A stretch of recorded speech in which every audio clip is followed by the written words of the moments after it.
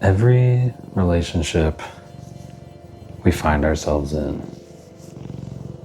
is akin to a plant in a garden. Whether it be familial, romantic, platonic, professional, relationships, especially relationships with human persons, are all like little plants in a garden, things that we have to tend to. Some plants need a lot more care, a lot more tending. Like this little guy needs so much attention, and he just loves to be loved. And there's plenty of people like that in our life that just want to be loved, just want to be doted on and taken care of. And typically the fruits of that love are delicious. They're amazing, they're nutritious, they feed our soul. And so we gladly pour love into those relationships.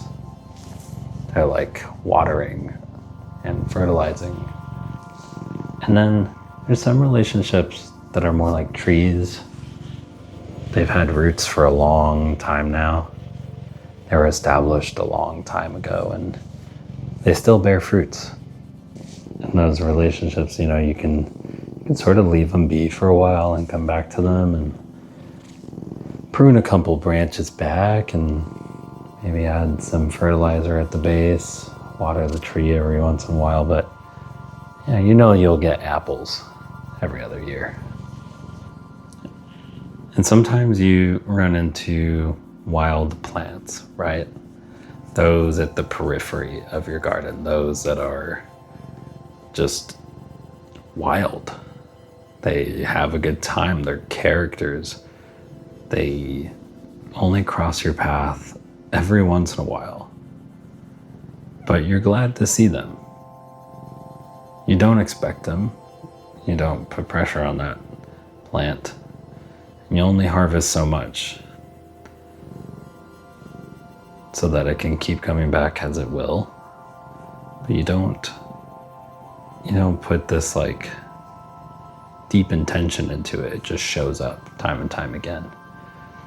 And then there's other plants that you kind of want gone. They're like weeds invading your garden. These relationships can be sour, they can be toxic, they can be abusive, and they just keep coming back and back and back as weeds.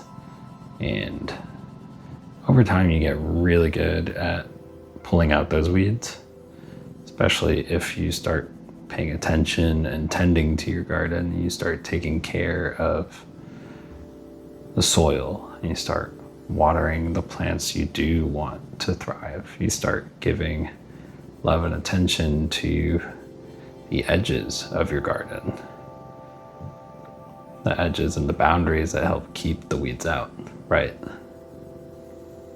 And so for me, it's been such a useful metaphor, and it makes it so much easier to want to water the plants of my friendships, to come back over and over again, to give a call to that friend I haven't spoken to in a while, and to say, hey, I love you, I care about you, I hope you're doing well.